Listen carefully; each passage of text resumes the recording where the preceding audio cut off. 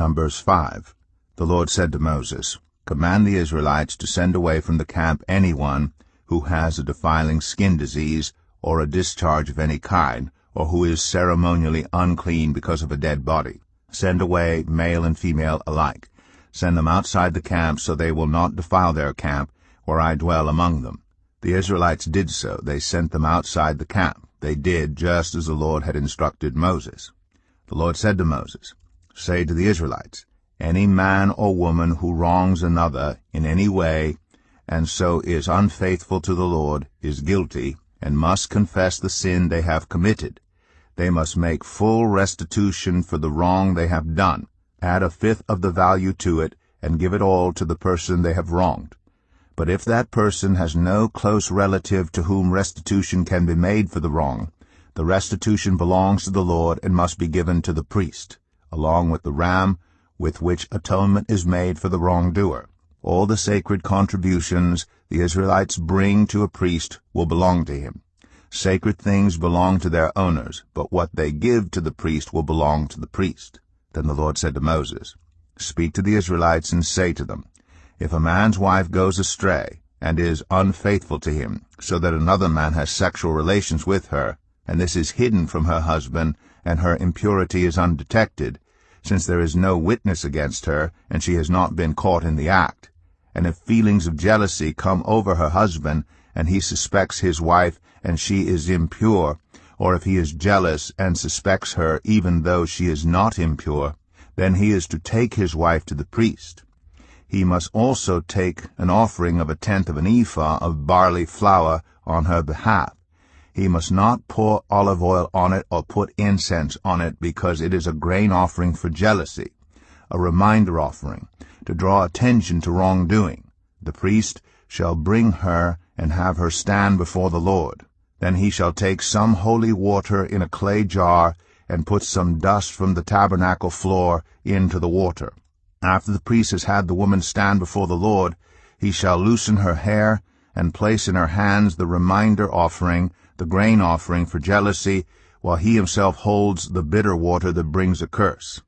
Then the priest shall put the woman under oath and say to her, If no other man has had sexual relations with you, and you have not gone astray and become impure while married to your husband, may this bitter water that brings a curse not harm you.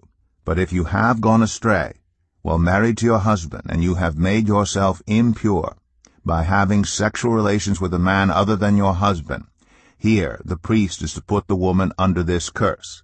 May the Lord cause you to become a curse among your people when he makes your womb miscarry and your abdomen swell. May this water that brings a curse enter your body, so that your abdomen swells or your womb miscarries. Then the woman is to say, Amen, so be it. The priest is to write these curses on a scroll, and then wash them off into the bitter water. He shall make the woman drink the bitter water that brings a curse, and this water that brings a curse and causes bitter suffering will enter her. The priest is to take from her hands the grain offering for jealousy, wave it before the Lord, and bring it to the altar. The priest is then to take a handful of the grain offering as a memorial offering and burn it on the altar. After that, he is to have the woman drink the water. If she has made herself impure and been unfaithful to her husband, this will be the result.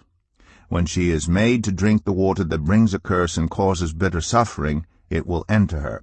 Her abdomen will swell, and her womb will miscarry, and she will become a curse. If, however, the woman has not made herself impure but is clean, she will be cleared of guilt and will be able to have children. This, then, is the law of jealousy, when a woman goes astray and makes herself impure while married to a husband, or when feelings of jealousy come over a man because he suspects his wife. The priest is to have her stand before the Lord and is to apply this entire law to her. The husband will be innocent of any wrongdoing, but the woman will bear the consequences of her sin. Numbers 6. The Lord said to Moses, Speak to the Israelites and say to them, If a man or woman wants to make a special vow, a vow of dedication to the Lord as a Nazirite, they must abstain from wine and other fermented drink, and must not drink vinegar made from wine or other fermented drink. They must not drink grape juice or eat grapes or raisins. As long as they remain under their Nazirite vow, they must not eat anything that comes from the grapevine, not even the seeds or skins. During the entire period of their Nazirite vow, no razor may be used on their head. They must be holy until the period of their dedication to the Lord is over. They must let their hair grow long.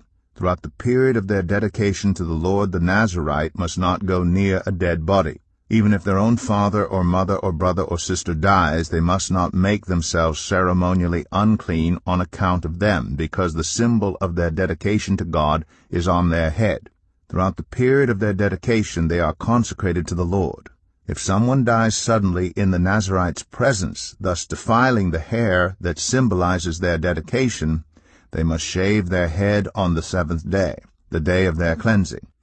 Then on the 8th day they must bring 2 doves or 2 young pigeons to the priest at the entrance to the tent of meeting. The priest is to offer one as a sin offering and the other as a burnt offering to make atonement for the Nazirite because they sinned by being in the presence of the dead body. That same day they are to consecrate their head again. They must rededicate themselves to the Lord for the same period of dedication and must bring a year-old male lamb as a guilt offering. The previous days do not count because they became defiled during their period of dedication. Now this is the law of the Nazirite when the period of their dedication is over. They are to be brought to the entrance to the tent of meeting. There they are to present their offerings to the Lord, a year-old male lamb without defect for a burnt offering, a year-old ewe lamb without defect for a sin offering, a ram without defect for a fellowship offering, together with their grain offerings and drink offerings, and a basket of bread made with the finest flour and without yeast, thick loaves with olive oil mixed in, and thin loaves brushed with olive oil. The priest is to present all these before the Lord and make the sin offering and the burnt offering. He is to present the basket of unleavened bread and is to sacrifice the ram as a fellowship offering to the Lord, together with its grain offering and drink offering. Then at the entrance to the tent of meeting, the Nazirite must shave off the hair that symbolizes their dedication. They are to take the hair and put it in the fire that is under the sacrifice of the fellowship offering.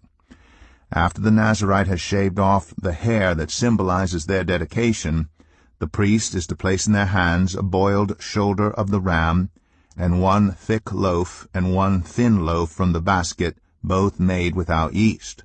The priest shall then wave these before the Lord as a wave offering. They are holy and belong to the priest, together with the breast that was waved and the thigh that was presented. After that, the Nazirite may drink wine.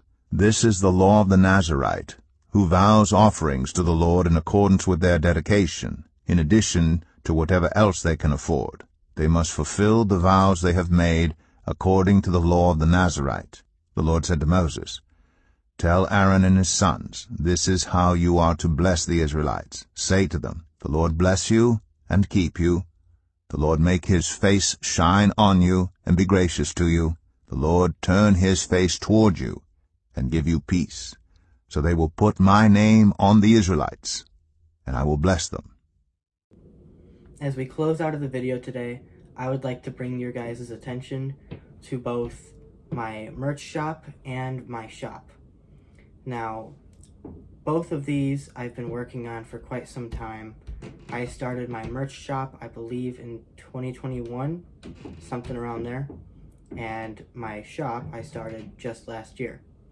Both have not been doing very well at all, but I figured I would bring it to your guys' attention. Both of them have great items that you might love and you may want. So the links will be in the description of the video for both of those. So if you're interested in what I might have on both of them, go ahead and check it out. Anyways, I will see you guys later. Goodbye.